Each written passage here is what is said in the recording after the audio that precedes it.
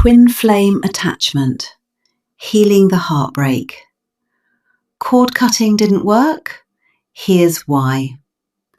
Have you been told that cord cutting will help you get over heartbreak, but it hasn't worked? Have you woken up and they're still on your mind, still in your energy, like the ritual did nothing?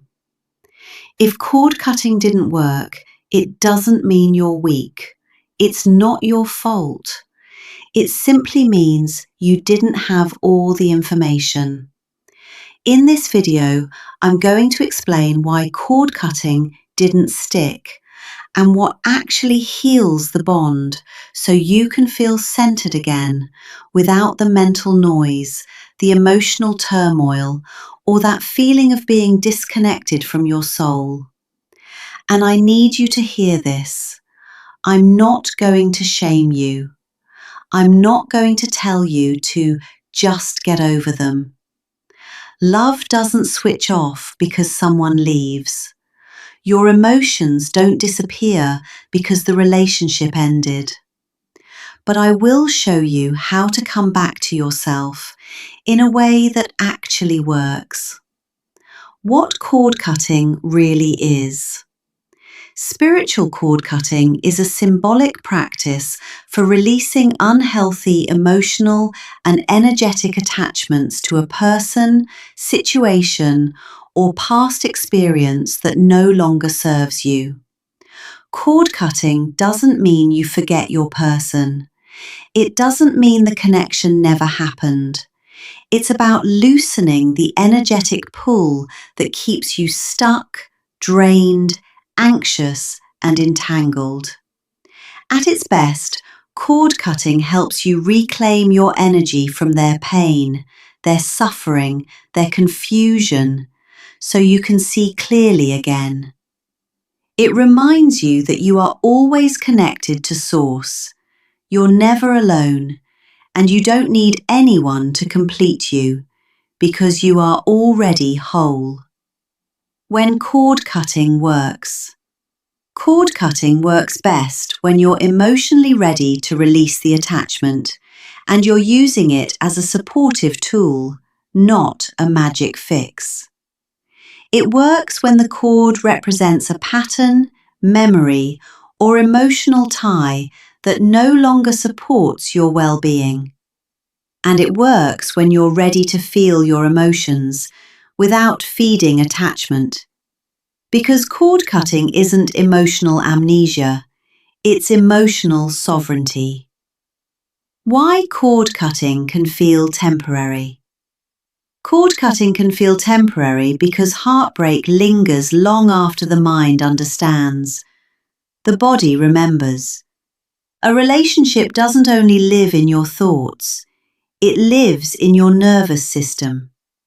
The body stores their voice, their touch, your shared routines, even their scent, signals your system once read as safety.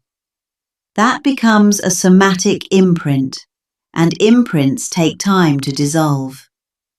And when love came in waves, hot then cold, near then distant, the nervous system learned to chase the unpredictable.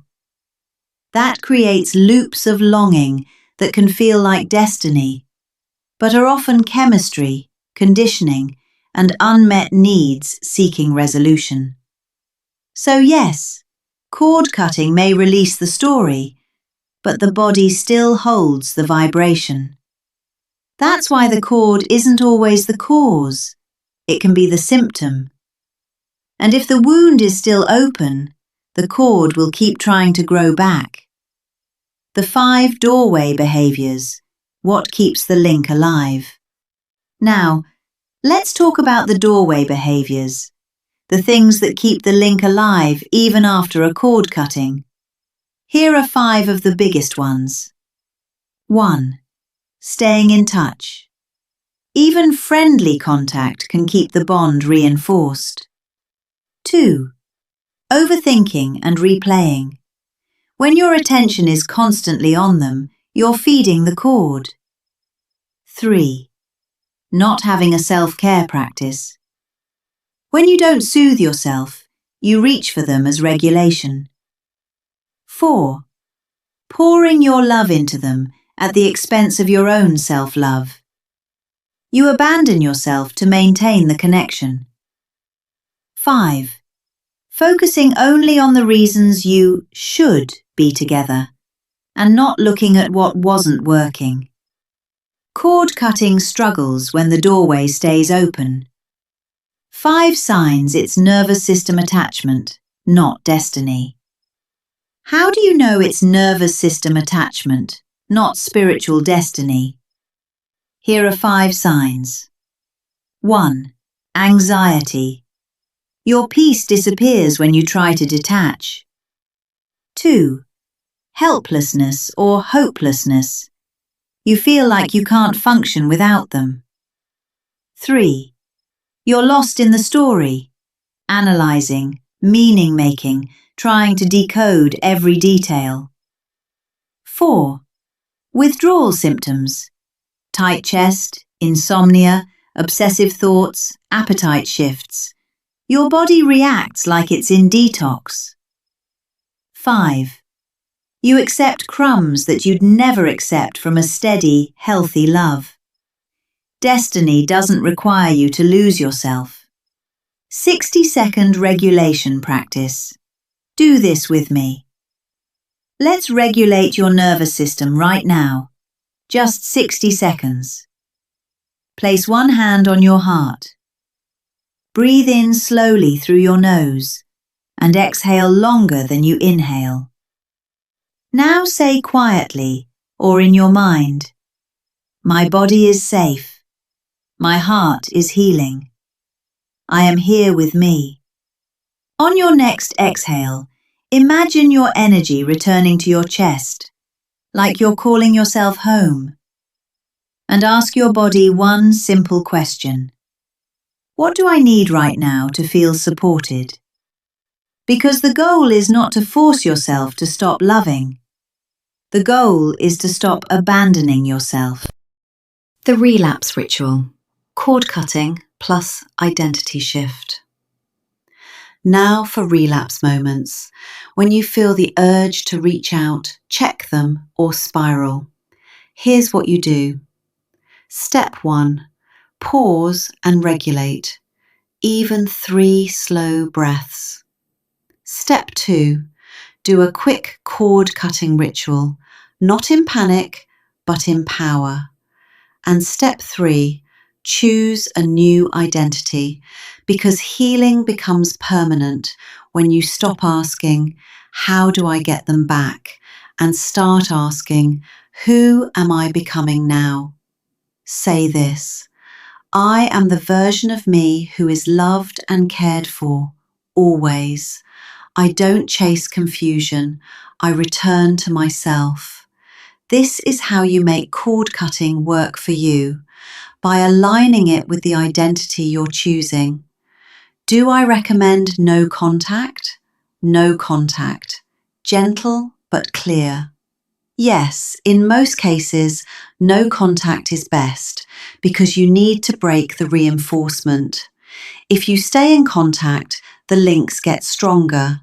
Not because you're doing anything wrong, but because your nervous system reads contact as hope, as relief, as a reward.